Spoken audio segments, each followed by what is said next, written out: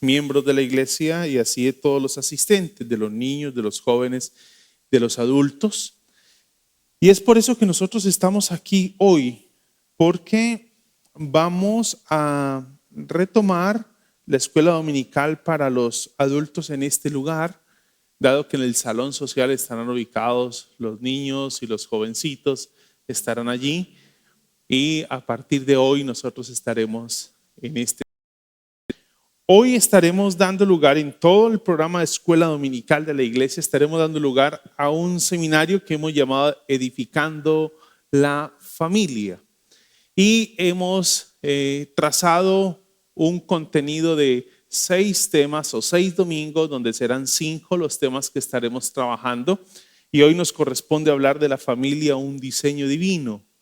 Estaremos tratando también la familia educadora de la fe, estaremos trabajando también la espiritualidad en el hogar, estaremos trabajando la crianza, la formación de los hijos, hablando de la crianza, estaremos hablando de la familia y la misión. Y por último tendremos un 6º encuentro donde abriremos un espacio para un conversatorio, donde todos los ponentes de los temas que acabo de mencionar, cada domingo tendrán ustedes un ponente diferente, no será la misma persona, será 5 personas diferentes iniciando hoy, serán 5 las personas que estarán por acá compartiendo con nosotros los temas que acabo de describir, de manera que cada domingo debemos dar cumplimiento al tema que nos proponemos tratar.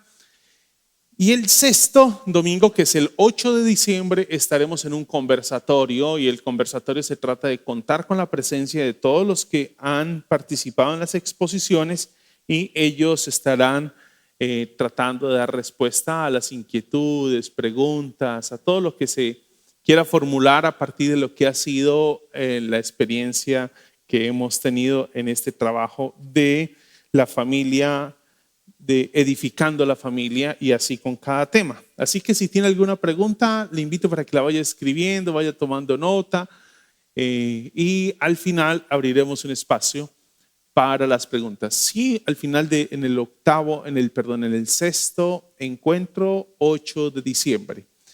Si tiene inquietudes, será oportuno que nos las haga llegar por escrito para que podamos prepararnos, ir entregándole la pregunta a quien le corresponde, de los ponentes, a quien le corresponde la inquietud, y así nos irá ayudando.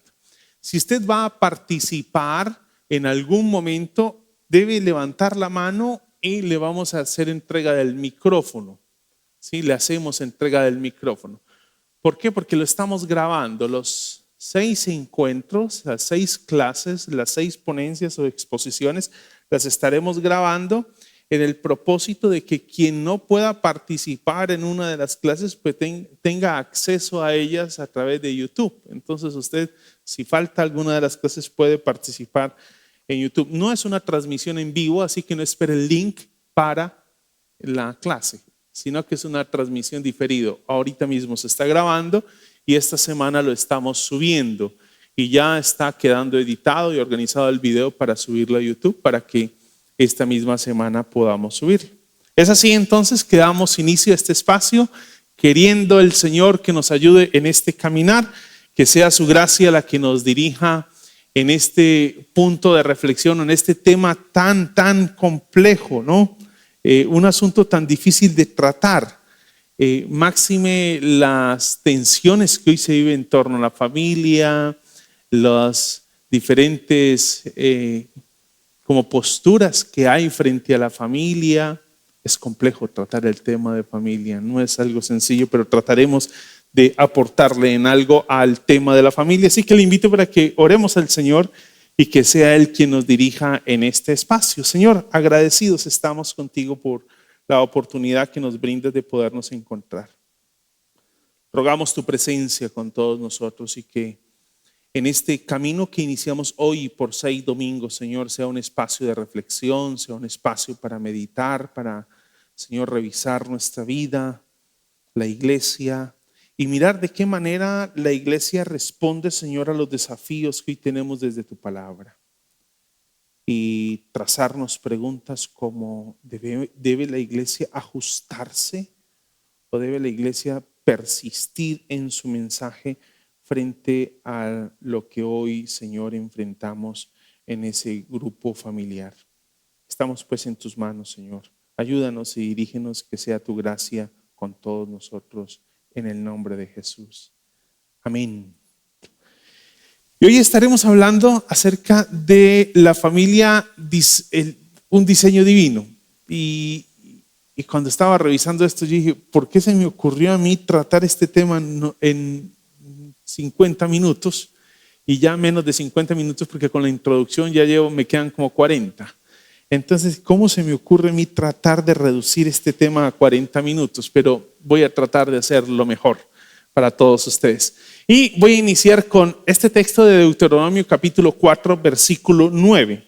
Dice, por tanto, posiblemente usted dirá que tiene que ver con familia, ya miraremos. Por tanto, cuídate y guarda tu alma con diligencia, para que no te olvides de las cosas que tus ojos han visto y no se aparten de tu corazón todos los días de tu vida, sino que hagas saber a tus hijos, las hagas saber a tus hijos y a tus nietos. Deuteronomio tiene una insistencia en ese estar repitiendo la palabra, estar enseñando la ley del Señor, la dirección del Señor generación a generación. No es la única vez en Deuteronomio que vamos a encontrar esa insistencia. ¿Y por qué traigo ese versículo ahora para hablar de la familia como un diseño divino? Parece ser que no calza el tema, el versículo como con el tema de la familia como un diseño divino. Lo cierto es que hoy nos enfrentamos a una redefinición desde las ciencias sociales y desde varias disciplinas. Nos encontramos ante una redefinición de lo que es familia, de lo que es el matrimonio. Inclusive hoy el Estado, desde sus políticas, el gobierno desde sus políticas ha querido definir y redefinir el concepto que se tiene de familia. Y es la razón por la cual traigo el texto, porque el Señor nos llama a nosotros a no olvidar lo que Él nos ha enseñado, frente a la manera en cómo hoy se nos está buscando redefinir los conceptos de matrimonio y familia. Y por eso hablar hoy de la familia, un diseño divino, se convierte en el punto de partida para lo que veremos de hoy en adelante. Nosotros desde la Escritura, y quizás si miráramos el tema 50 años atrás, podríamos pensar que veríamos una familia normal, una familia compuesta por un padre, una madre, varios hijos, pero en los últimos años, décadas, hemos comenzado a ver unos cambios en estas estructuras familiares dentro de la iglesia. Es más, los programas de familia en la iglesia están diseñados para una estructura familiar de papá, mamá e hijos, dejando por fuera a toda una serie de hombres y mujeres que no clasifican dentro de eso, que están luchando con la construcción de familia. Por ejemplo, hablamos de las familias, de las mujeres cabezas de familia. Hablamos de aquellos que han optado por el celibato, la soltería. Estamos pensando en aquellas familias que se han vuelto a configurar luego de un divorcio, se han vuelto a configurar, y hoy la iglesia no tiene una pastoral para todo este tipo de situaciones. De manera que esto se vuelve todo un desafío para la iglesia, responder a estas nuevas dinámicas. Pero, además, sería mejor, además de lo que acabo de expresar en cuanto a las nuevas dinámicas de familia con las que se enfrenta la iglesia, hoy tenemos que la visión que manejamos desde la fe cristiana de matrimonio y familia, con sus raíces en la Escritura, porque es desde allí desde donde nosotros definimos lo que es el matrimonio y la familia.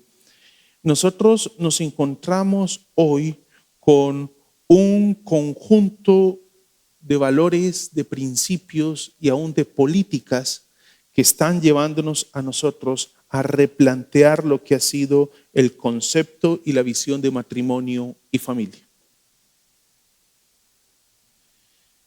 Hoy se habla de la familia desde una construcción no definida por la escritura, sino por el criterio, la perspectiva, el amaño, antojo, deseo de cada uno de los miembros de la sociedad.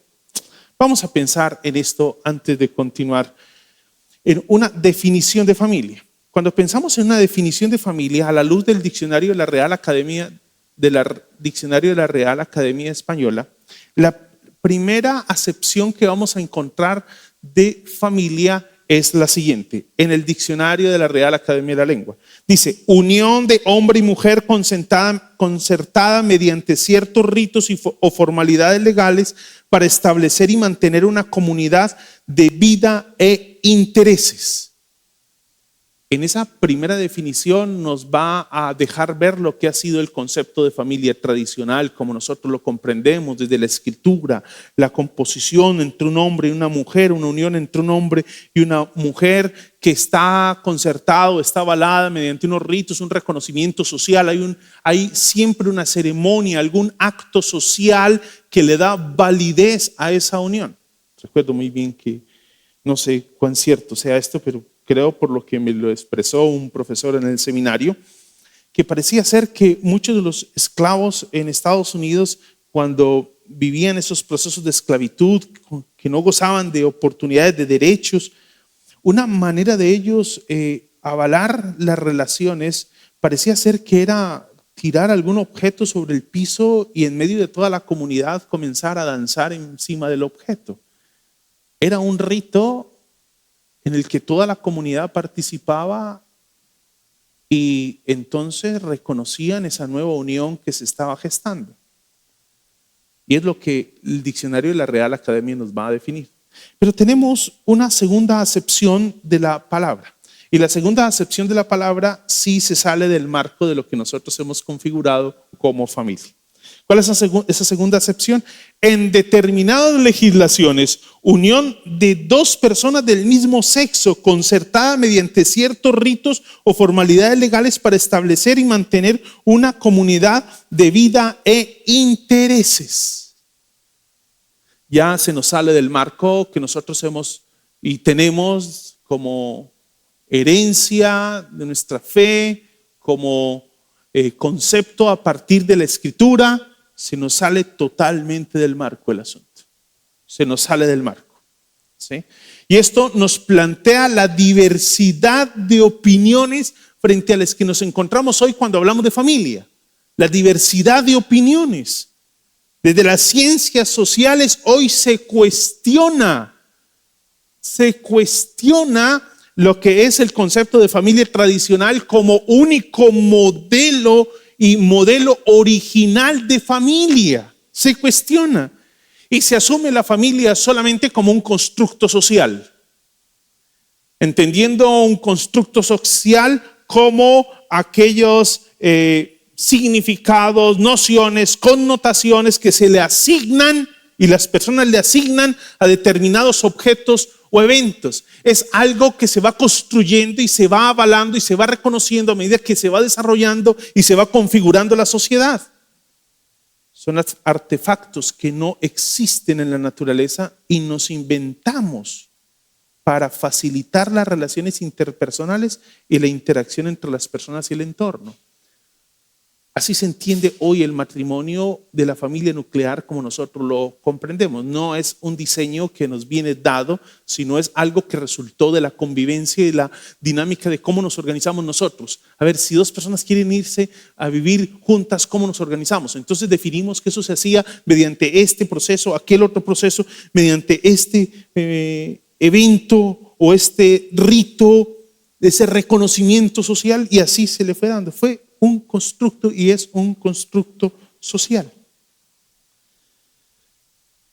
Esto ha llevado a que la teología, la iglesia, en esa tarea de interpretar las escrituras, comience lastimosamente a adaptarse. ¿Ha dejado la iglesia de persistir y ha comenzado a adaptarse. Es por eso que encontramos hoy iglesias que avalan el matrimonio entre parejas del mismo sexo. Y se volvió un escándalo al interior de las iglesias. Cada vez que aparece alguna iglesia por ahí, la iglesia presbiteriana de tal lugar, vienen y me tocan la puerta de la oficina y me preguntan, ¿esos somos nosotros? Y cuando dicen que alguna iglesia protestante en algún lugar del mundo ha avalado el matrimonio, es más, la ordenación de pastores homosexuales, entonces vienen, nos tocan la puerta y nos dicen, ¿esos somos nosotros?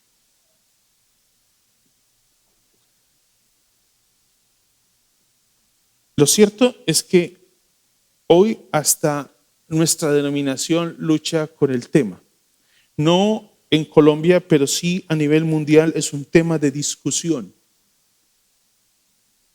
Es un tema de discusión. Esto debido a que la iglesia ha comenzado a adaptarse a los tiempos y esto le ha llevado a redefinir el concepto de familia. Recuerda cómo iniciamos con Deuteronomio, ¿no? Con Deuteronomio decíamos, por tanto, cuídate y guarda tu alma con diligencia para que no te olvides de las cosas que tus ojos han visto y no se aparten de tu corazón todos los días de tu vida, sino que las hagas saber. Hoy hemos comenzado a replantear los conceptos de familia dentro de la iglesia, hasta llegar a considerar la segunda acepción del diccionario de la Real Academia de la Lengua Española como la definición de matrimonio en muchos contextos eclesiales. Por eso se hace importante hablar de la familia, un diseño divino. Leyendo sobre familia me encontré con esta historia de un señor que escribió el libro El amor que no se apaga. Así se escribe. El amor que no se apaga. Y va a decir este hombre en su libro, en la introducción de su libro, va a decir, cuando me especializaba en matemáticas en la universidad, aprendí que si uno no comienza con la premisa correcta a resolver un problema, no hay manera de obtener la respuesta correcta. De modo que cuando llegué a ser cristiano, estudié la Biblia como si fuera un matemático. Es decir, pasé más tiempo en los primeros 3 capítulos del Génesis que en cualquier otra parte de la Biblia, pues comprendí que estos capítulos constituían el fundamento de todo lo demás que hay en la Biblia. Descubrí que allí estaba en forma de cápsula la esencia de la verdad de Dios en lo concerniente al hombre y a la mujer y a su relación con Dios y el uno con el otro. Allí comencé a entenderme y a entender a mi esposa, a hallar el perfecto designio de Dios para nuestra vida matrimonial y su propósito para nuestra vida conyugal. Este señor, el autor del libro El amor que no se apaga, nos dice, si queremos llegar a las conclusiones correctas, debemos iniciar con las premisas correctas. Desde la fe cristiana, nosotros entendemos que la escritura es inspirada por Dios. Cuando revisamos segunda carta de Timoteo, estamos reconociendo que la escritura es la palabra de Dios, inspirada. Y Pablo le dice a Timoteo, mira, ellas te pueden dar sabiduría para la salvación. Y es a partir de allí, a partir de donde se debe construir entonces cualquier asunto que toque a la vida del ser humano. Ustedes, si son miembros de esta iglesia, esté seguro que así fue. Si usted es miembro de esta iglesia, cuando se bautizó o se hizo miembro de esta iglesia por recepción, se le preguntó, ¿usted reconoce la escritura como única fuente de autoridad en asuntos de fe y conducta? Si usted es miembro de esta iglesia, usted tuvo que haber respondido que sí. Porque si hubiera respondido que no, no lo hubiéramos recibido.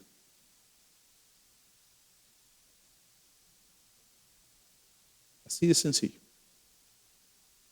Porque para esta congregación en particular, la escritura es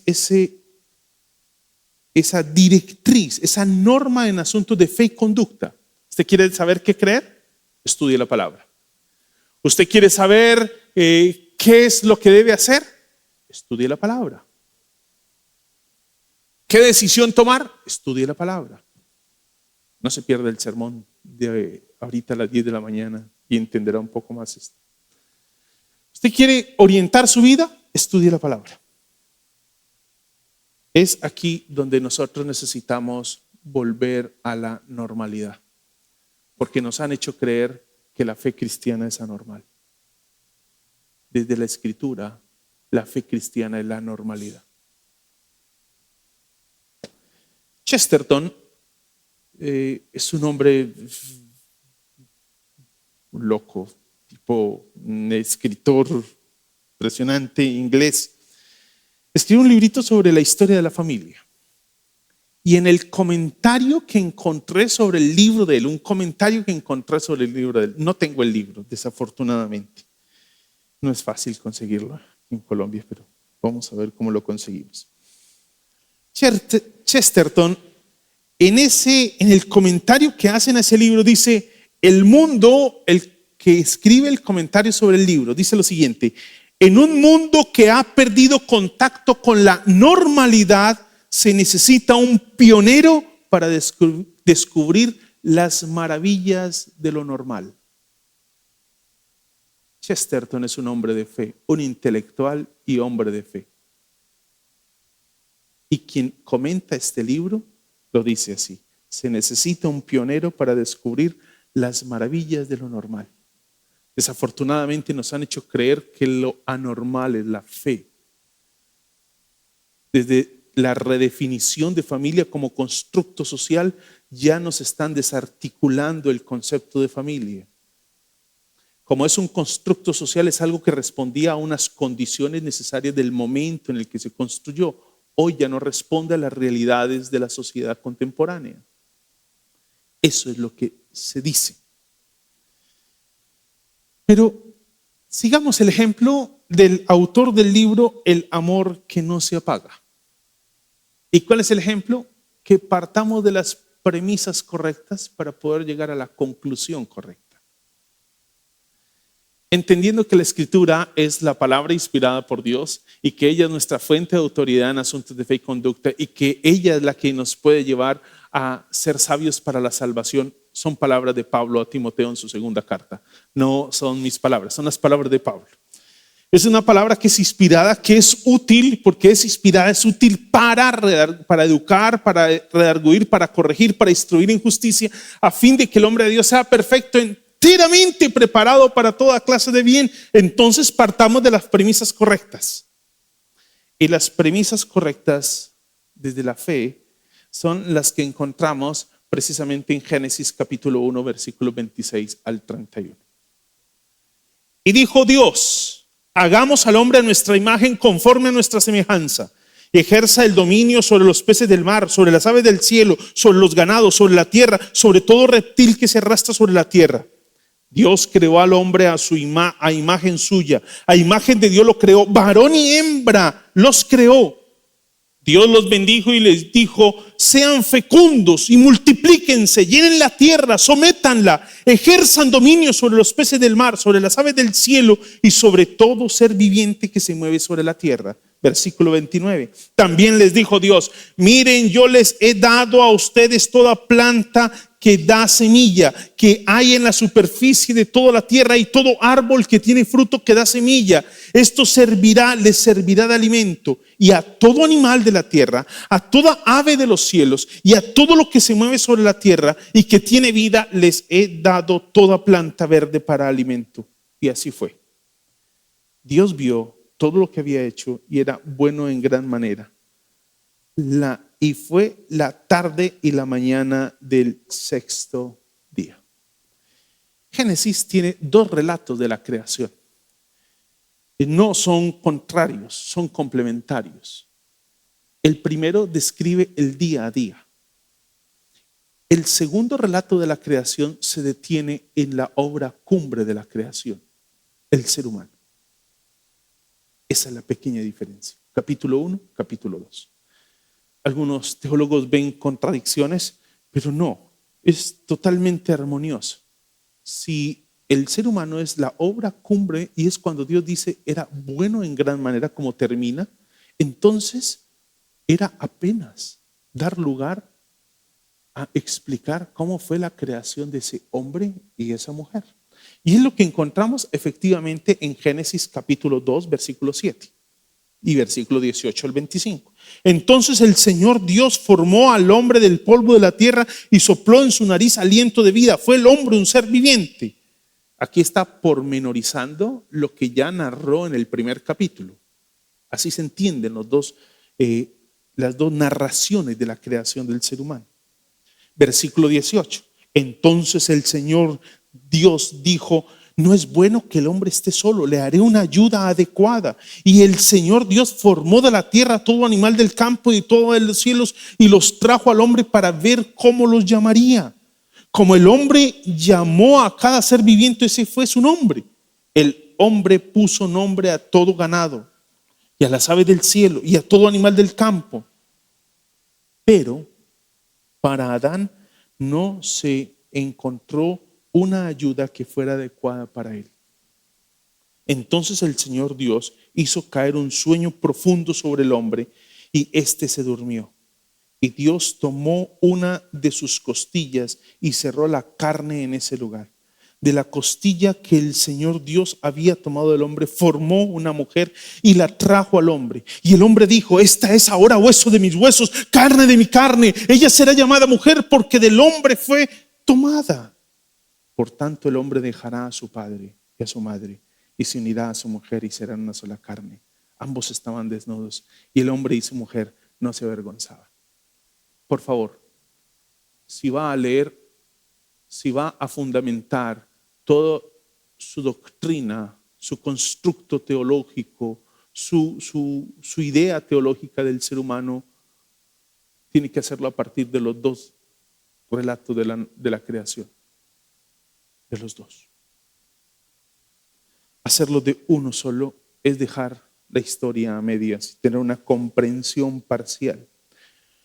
Hoy se hace necesario, como en cada época se ha hecho necesario, en la época de la Reforma que recién la estamos nosotros ahorita conmemorando esta semana que acaba de pasar, se hace necesario un retorno al fundamento bíblico de la familia y el matrimonio. ¿Recuerda lo que dice el autor del libro que cité? El amor que no se apaga. Hay que arrancar con las premisas correctas. Y estas son las premisas que nos da la Escritura. Esas son. Ese retorno, esa reconstrucción la alcanzamos solamente regresando a la palabra de Dios. Solamente regresando a la palabra de Dios.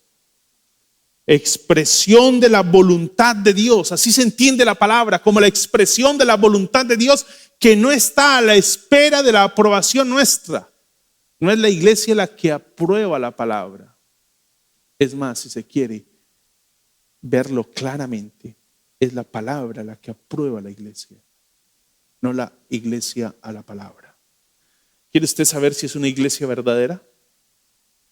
Eso no lo define ni el pastor de la iglesia, ni los líderes de la iglesia, ni los ancianos de la iglesia, ni la asociación o denominación a la cual pertenecemos. Tenemos que revisarnos es a la luz de la palabra. La palabra es la que nos define. No somos nosotros que definimos la palabra. Es la palabra la que nos define. Y es lo que nos recuerda algo como lo que acabamos de celebrar, la Reforma Protestante. La Escritura no guarda silencio frente a los asuntos vitales que enfrentamos hoy, que la familia encuentra hoy, vive hoy, enfrenta hoy. Es así como hoy nos encontramos frente a una sociedad que está cuestionando todos nuestros cimientos. Está tratando de suplantar los cimientos cristianos por la ideología libertaria. nos está tirando el traste. La herencia y nuestros cimientos cristianos están siendo tirados al lado, al traste. Lo lamentable es que la iglesia ha participado de ese olvido. Eso es lo lamentable. En gran medida, la libertad humana, entre comillas, libertad humana. Desde la Escritura, el ser humano no es libre. Nosotros presumimos libertad. El ser humano no es libre. Presumimos libertad.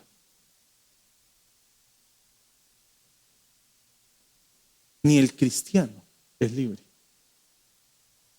porque ha decidido someterse a la voluntad de su Señor y se reconoce como siervo, o si lo quiere en una palabra más neotestamentaria, como esclavo del Señor. Y usted dirá, a nosotros, pero quienes no vienen a la iglesia son libres. No, no se olvide lo que dice Colosenses. Fuimos trasladados del reino de las tinieblas al reino de su Hijo amado. No hay un equipo intermedio. O somos hijos de Dios o no somos hijos de Dios y pertenecemos al reino de las tinieblas. No hay puntos medios. Nadie escapa de uno de los dos, porque el príncipe de este mundo ha enceguecido la mente nuestra. Muchos hoy están ante esa decadencia del modelo bíblico tradicional, como lo conocemos, del matrimonio y la familia. Han aceptado con gran reconocimiento las nuevas moralidades en competencia, nuevas moralidades y conceptos que hoy maneja la sociedad. Sin embargo,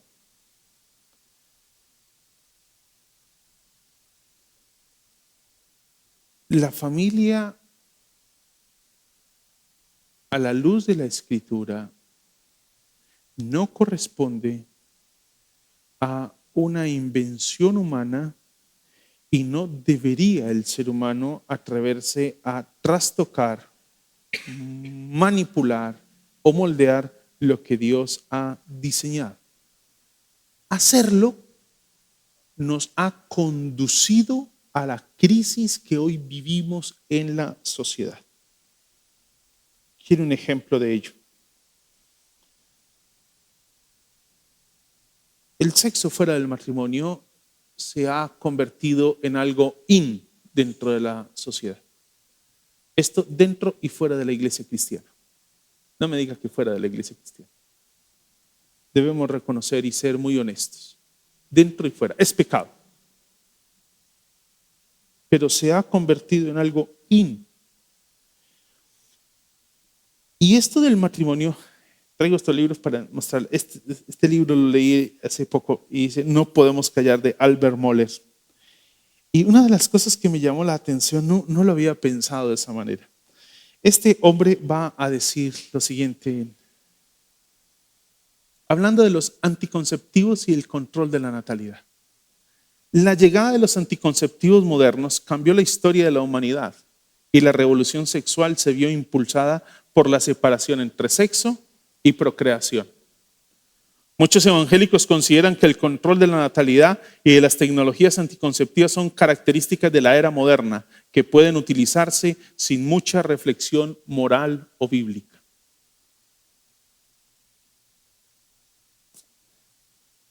Siga leyendo el libro si en algún momento tiene la oportunidad de tenerlo entre sus manos.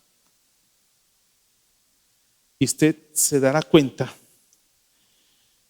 de cómo algo que parece muy oportuno para el control de la natalidad, lo que ha resultado es en un impulsador del sexo fuera del matrimonio.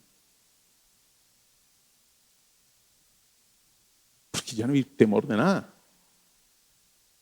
Ya no hay temor. Entonces lo que la iglesia aplaudió ayer, hoy se convirtió en algo que está golpeando la iglesia. Ahora, es cierto que la iglesia no debería obedecer por temor a un embarazo no deseado fuera del matrimonio. Es correcto, estamos de acuerdo. Debería obedecer por una convicción de que la palabra del Señor dice y pare de contar. Es correcto. Pero esos son los efectos de las decisiones que vamos tomando. ¿Qué ha pasado con el sexo fuera del matrimonio? El sexo fuera del matrimonio se ha dado en un entorno no muy seguro, sin un compromiso muy claro. Y entonces eso lo que ha generado es una avalancha de embarazos no deseados. Tuve la oportunidad en el bachillerato en mis últimos grados de bachillerato, estamos hablando para que calcule, no mi edad, sino el tiempo. Principio de la década de los 90. Estaba terminando mi bachillerato. Era con énfasis en salud y nutrición. Entonces tenía que ir a los centros de salud. En una oportunidad tenía que visitar a la trabajadora social del Hospital Marco Fiel Suárez en el municipio de Bello, Antioquia. Cuando entré, vi un poco de jovencitas, no mayores. Todas tenían menos de mi edad. Estoy completamente seguro. Sentadas en la sala. Yo no lo podía creer. Todas estaban embarazadas.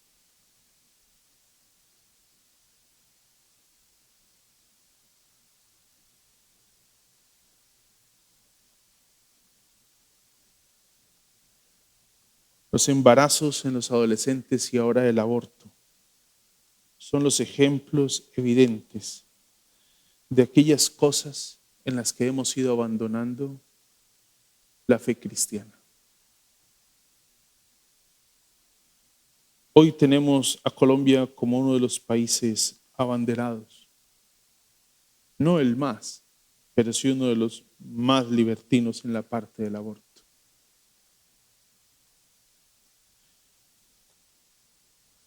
La homosexualidad está privando a los niños de hogares dirigidos por parejas que puedan trazarle claramente lo que es un rol, pero no desde el constructo social de un rol, sino desde lo natural que resulta el cumplimiento de un rol debido a mi género.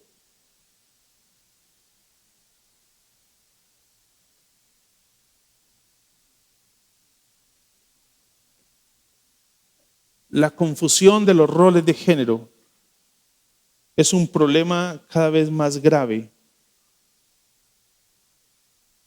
Se ha perdido hoy lo que significa ser masculino y femenino.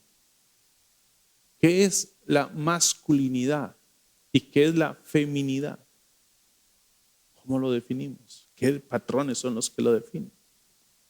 Hemos perdido eso, sí. Y esto resulta en una pérdida de la identidad completa del ser humano como Dios nos creó, hombre y mujer.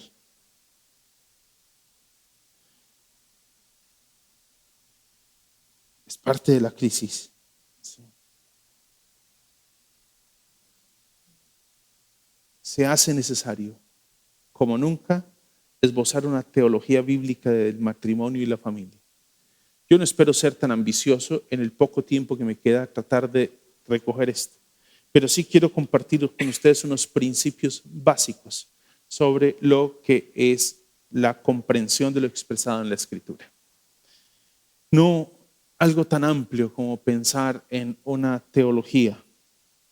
No, creo que sería muy ambicioso y no oficioso porque no nos tocaría correr y dejar las cosas a medias. Pero vámonos con esto. Génesis 1, 26 al 31. Ya hemos leído el texto, ¿sí? Pero voy a detenerme en el versículo 27. Dios creó al hombre a imagen suya, a imagen de Dios lo creó, varón y hembra los creó. El matrimonio a la luz de la Escritura es entre un hombre y una mujer. Y así lo va a narrar el capítulo 2, cuando dice que no es bueno que el hombre esté solo, le haré una ayuda idónea para él. Capítulo 2 de Génesis, complemento de la narración de la creación. Es algo precioso. Esto lo encontré en un autor que no esperaba encontrar de él un artículo de familia. Me di cuenta que es un especialista en familia. Lo conocí como un predicador, uno de los mejores predicadores que he escuchado en Latinoamérica, y me lo encontré escribiendo un artículo de familia que se llama Persona, Pareja y Familia. Y luego me enteré de que él es un especialista en familia. Y mire lo que dice Jorge Atienza en el libro Fundamento Bíblico Teológico del Matrimonio y la Familia. Mire lo que dice. Hablando Jorge Atienza del tema de esta unión entre el hombre y la mujer, que es la manera en cómo la Escritura plantea el matrimonio, dice la imago Dei. Qué preciosa esa expresión. La imago Dei entonces nos permite ver al hombre como un sujeto en relación con el Creador. Alguien a quien se lo acepta, en quien se confía y en quien está destinado a realizarse plenamente y disfrutar la vida. Es decir, el ser humano está destinado a eso, a encontrar la realización de la vida en Dios. Todo esto enmarcado dentro de los límites que Dios establece para su bien. Hasta ahí parece ser que no tiene nada que ver con el asunto que estamos tratando. Pero sigamos con el siguiente párrafo. Dice, la comunidad divina misma se proyecta en esta comunidad humana. La biunidad. Voy a volver a leer esa frase porque hay que digerirla. La comunidad divina misma, recuerde que él dice hagamos, hablando de una pluralidad dentro de esa unidad. La comunidad divina misma se proyecta en la comunidad humana, la biunidad, hombre-mujer. Si la imago Dei es la proyección de la comunidad divina en la comunidad humana, entonces podemos apreciar el hecho de que el varón y la hembra son iguales y al mismo tiempo diferentes. Esta igualdad y a la vez esta diferencia es a la vez esta igualdad y a la vez diferencia es la que nos permite al hombre y a la mujer una relación sin fusión, intimidad sin pérdida de identidad, acercamiento pero a su vez derecho al espacio psicosocial y espiritual necesario para crecer. Desde el momento de la creación no hay lugar para pensar en una composición familiar diferente de la familia y del matrimonio diferente a lo que está planteando la Escritura. Cuando Dios dice, creemos al hombre, dice, y los creó varón y hembra. Es curioso porque habla del hombre en singular, pero luego pasa a expresarnos de que los crea varón y hembra. Hablándonos de la unidad que hay en ese ser humano, pero entendido como varón y hembra. Esa es la unidad. Hace 50 años esta declaración de Jorge Atienza hubiera sido aplaudida por toda la iglesia. Hoy estoy seguro que sería causa de una demanda. Es más, corremos el riesgo de que al transmitir este video por YouTube nos lo censuren. Estamos corriendo el riesgo. Cuando Dios creó el mundo, solo había una cosa que no era buena. Y no me la estoy inventando. Lo dice el texto. Génesis 2:18 dice, no es bueno que el hombre esté solo. No me lo inventé. Génesis 2:18 dice, cuando Dios viene creando, porque es cuando crea el varón y la hembra, que él dice, todo era bueno en gran manera, pero en el proceso de creación había algo que no era bueno, y lo que no era bueno no es bueno que el hombre esté solo, le haré una ayuda adecuada, una ayuda idónea. Eso es lo que va a pasar con el ser humano. ¿Que el hombre estuviera solo? Fue una crisis para él. Y por eso Dios proveyó una ayuda idónea. El concepto de ayuda idónea en el Nuevo Testamento, en el Antiguo Testamento, es un término muy curioso, muy importante, y nos llama la atención porque nosotros entendemos una ayuda como alguien que está por debajo del otro. Entonces una ayuda es simplemente alguien que viene a ayudar. Porque detrás de todo gran hombre hay una gran mujer. No, eso son nuestras frases de cajón que deberíamos mandar a recoger hoy. Perdón, de eso no debería ni pronunciarse entre nosotros. No, detrás de ningún gran hombre hay una gran mujer. Ese no es lo que expresa el texto. Eso no es lo que expresa el texto. La expresión ayuda idónea en el Antiguo Testamento se habla de que Dios es el ayudador de Israel y se usa la misma palabra. La misma palabra. ¿De manera que Dios es el ayudante del pueblo de Israel? No. Es el que está por encima del pueblo, que viene a ayudar al pueblo. Ahora usted dirá, antes ya la mujer se va a empoderar y ahora las mujeres al poder, porque ya les he dicho que ellas son las que tienen. No, la palabra entonces aquí lo que parece indicar es que, a la luz de lo que va a expresar Efesios, es que nos debemos un sometimiento el uno al otro. Un sometimiento el uno al otro. Y eso queda claramente expresado en la manera en cómo se narra el resto de la creación. El relato de la creación es muy intencional en dejarnos entender que el hombre y la mujer fueron creados para complementarse mutuamente. Dios no creó a otro varón para Adán ni le dio varias mujeres, sino que proveyó una sola mujer para su complemento. Si entendemos que el ser humano fue creado a imagen y semejanza y que el hombre no fue diseñado para estar solo, podemos decir que aunque cada individuo refleja la imagen de Dios, la unión matrimonial entre hombre y mujer refleja la semejanza divina de una manera especial y particular. Hagamos al hombre a nuestra imagen y semejanza. Varón y hembra los creó.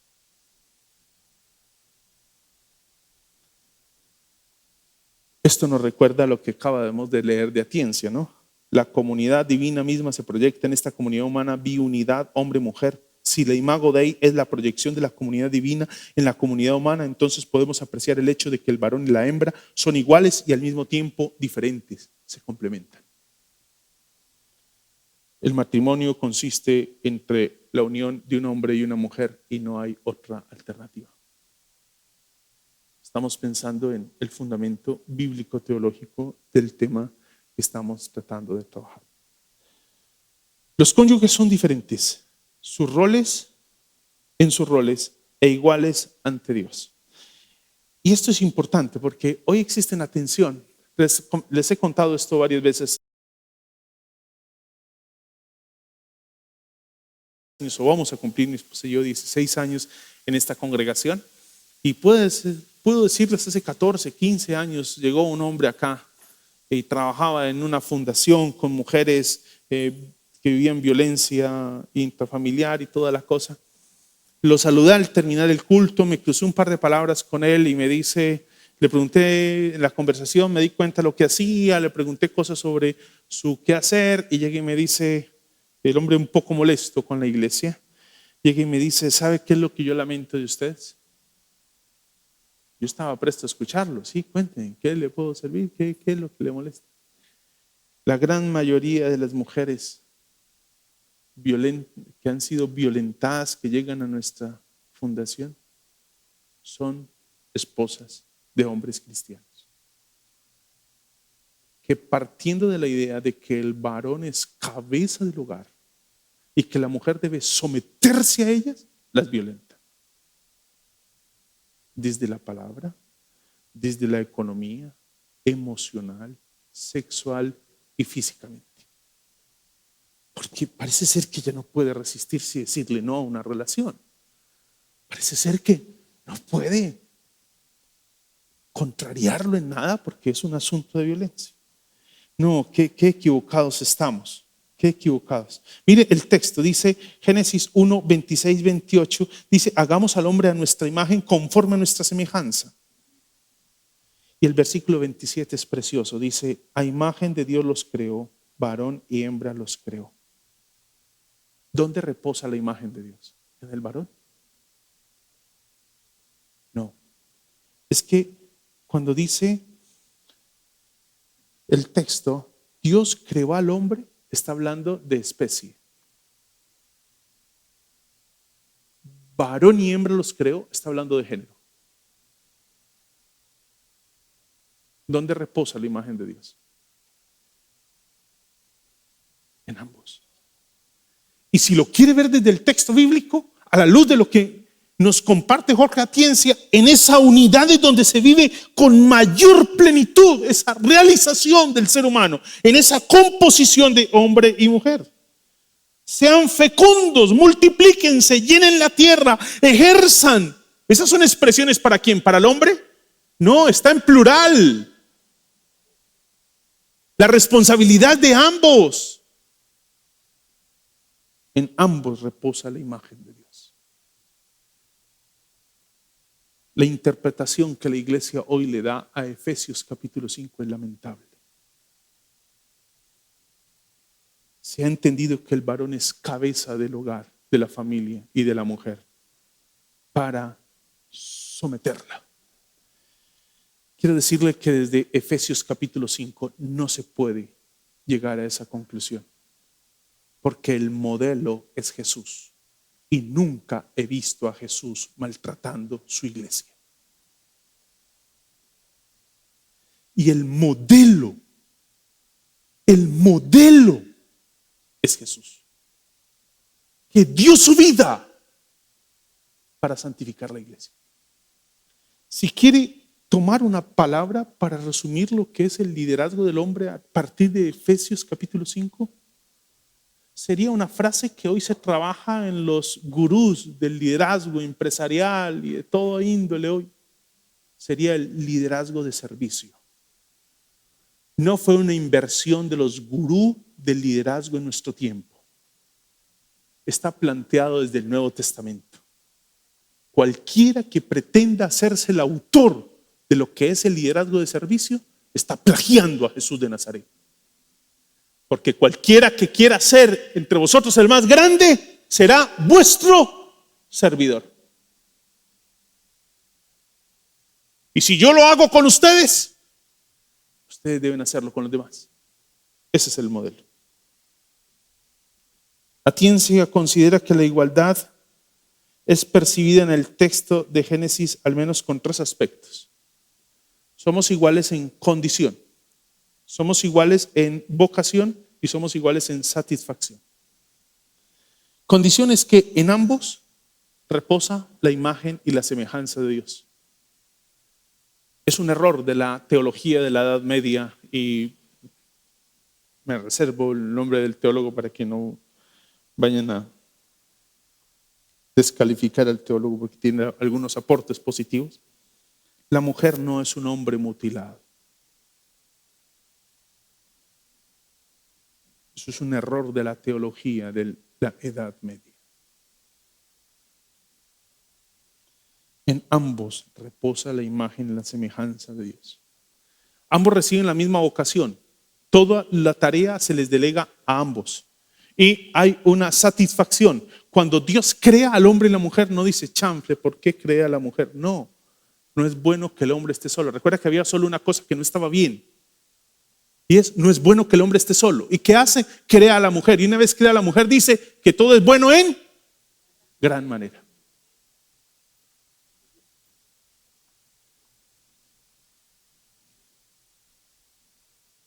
Voy a correr aquí porque ya se me fue el tiempo.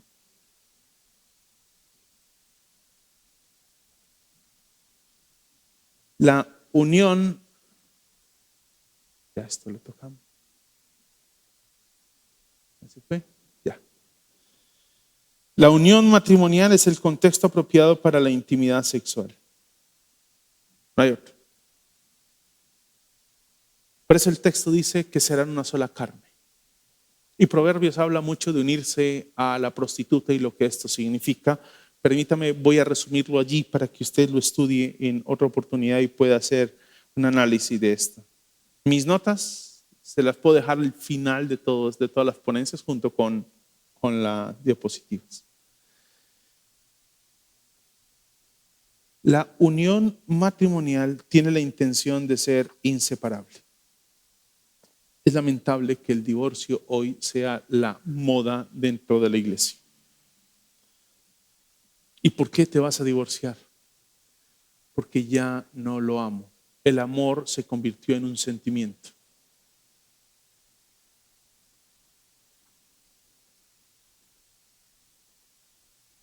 Si el amor es un sentimiento, ¿cómo es posible que se nos exija amar a nuestros enemigos? Si el amor es un sentimiento, ¿qué despertamos nosotros a Dios si lo único que hacemos es pecar, pecar, pecar, pecar y pecar?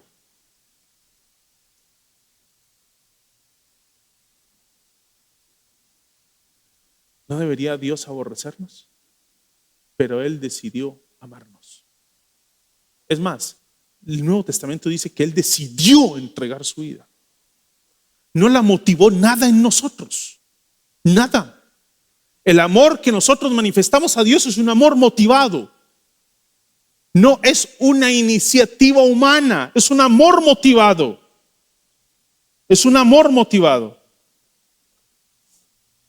Por tanto, dejará al hombre a su padre y a su madre y se unirá a su mujer y serán una sola carne. David Ormachea, hablando de ese tema que habla de la familia, dice, esa expresión se unirá es pegar definitivamente, es algo que ya no puede separarse, es indisoluble. Y usted me dirá, pero el Señor Jesús lo dijo, que Moisés lo permitió. Claro, claro, claro, pero no dejó la puerta abierta de par en par. Y no se le olvide por qué la dejó ajustada. Se los voy a poner en castellano. O si lo quiere, en versión Betancur Posada. Les dejo la puerta ahí ajustadita nomás. Y esa puerta se llama divorcio. Que quede claro, no es mi voluntad. Pero fruto de la dureza de sus corazones, la voy a dejar abierta. Ajustada, no de par en par, ajustada. Pero mi voluntad es que nunca la cruces. Nunca venga a preguntarme si usted debe divorciarse. Usted me dirá, no, pero es que hay muchas circunstancias y tal cosa. Claro, la Escritura considera algunas apartes.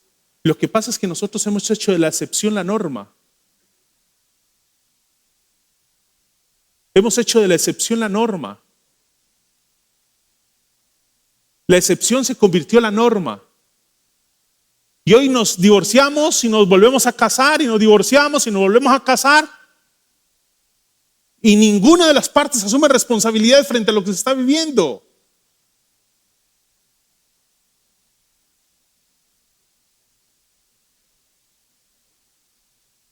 Recuerda las palabras del Señor Jesús. Así que ya no son dos, sino una sola carne. Por tanto, lo que Dios ha unido, ningún hombre lo separe. Construyendo familias sanas, termino con esto de Jorge Atienza. Jorge Atienza dice, la Imago Dei, estoy recordando lo que él ya nos dijo, la Imago Dei entonces nos permite ver al hombre como un sujeto en relación con el Creador, alguien a quien se lo acepta, en quien se confía y en quien está destinado a realizarse plenamente y disfrutar de la vida. Todo esto enmarcado dentro de los límites que Dios establece para su bien. Esa plenitud del ser humano. En esa composición como está narrado Génesis capítulo 1. Esa plenitud solamente logra vivirse en tanto nosotros estemos haciendo uso de los recursos que Dios nos ha provisto. Y quiero mencionarlos, no los voy a tocar porque me extendería. Uno, la gracia. La gracia es ese don inmerecido de Dios. Un recurso que Dios ha provisto a la familia. Mediante la gracia el hombre y la mujer se encuentran libres de poderse dar incondicionalmente. Porque ya no buscamos en el otro ser aceptados. Porque Cristo es suficiente para nosotros. Lo que buscamos ahora es cómo puedo yo aportarle al otro y no cómo puedo extraer del otro. La palabra tiene que ver con eso que hemos mencionado en 2 de Timoteo 3:16. La palabra en manos de la pareja cumple un papel instructivo. Por eso vamos a hablar de la espiritualidad al interior del hogar. En la palabra vemos un recurso preventivo para regular la relación, para sanear la relación. Ese recurso que la pareja y la familia, en el que la pareja y la familia cobran perspectiva, enfrentan la crisis, regulan su interrelación y se proyectan al futuro. Es la palabra, el Espíritu de Dios. No me puede sacar al Espíritu Santo en medio de esto, porque el Espíritu de Dios, de acuerdo a Gálatas capítulo 5, es el que produce en nosotros el fruto del Espíritu. Y sin ese fruto es imposible lograr la convivencia con el otro. Y la iglesia es ese recurso, máxime hoy que vivimos en familias tan desvinculadas, tan desligadas. Hoy en día las familias viven más lejos los unos de los otros. Cuando yo era pequeño, en mi familia todos vivían. La familia de mi esposa es increíble. Aquí vivía el papá, la mamá, el papá y mamá, el hijo mayor, el que seguía, y aquí vivía la tía, y ahí al frente vivía la otra tía, y allá a 2 cuadras vivía la otra tía, y la abuela vivía no sé dónde, ahí a la vueltecita, y todos vivían en el mismo barrio. Las tías de mi esposa todas vivían en la misma cuadra. Todas. Y todas se cuidaban los hijos las unas a las otras. Y todas tenían derechos sobre los hijos las unas de las otras. Y eso podían entrar la una hora. Ay, necesito tal cosa. Abría la nevera y sacaba y se iba. Chao, como Pedro por su casa. Hoy en día las familias viven lo más distante posible las unas de los otros. Y con esto de los hijos ahora viajando al exterior, buscando mejores oportunidades, nos ha hecho ahora más difícil la posibilidad de encontrarnos. Es ahí donde la iglesia se convierte en la provisión de Dios, y de acuerdo a Efesios capítulo 2, la iglesia es la familia de Dios. Es la familia de Dios. Para la familia moderna que está perdiendo sus vínculos con la familia extendida, la iglesia es la familia. La iglesia es la familia. Yo le decía hace poco a alguien, nosotros, mi esposa y yo, que vivimos en una ciudad donde no tenemos ningún familiar, nuestra única familia es la iglesia. Si a nosotros nos llegara a suceder algo, nosotros no llamamos a Medellín. Nosotros llamamos a alguno de ustedes. Y lo hemos hecho. ¿A Medellín para qué? ¿Cuánto se demoran en llegar acá? Cualquier favor que queramos solicitar es una tardanza impresionante. Ustedes se convierten en nuestra familia. Ustedes son el cuerpo de Cristo, donde nosotros encontramos el apoyo a través de los dones especiales.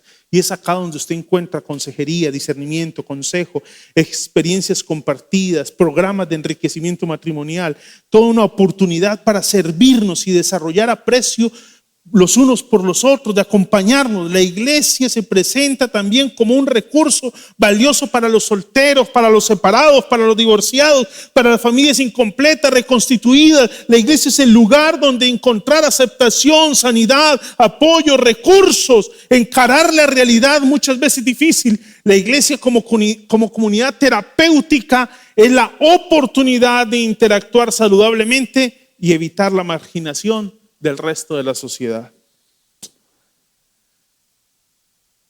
Mis hermanos, que Dios nos ayude en esta tarea de construir familia. Hoy es nuestro primer encuentro. El próximo domingo estaremos tratando el tema de la familia educadora de la fe.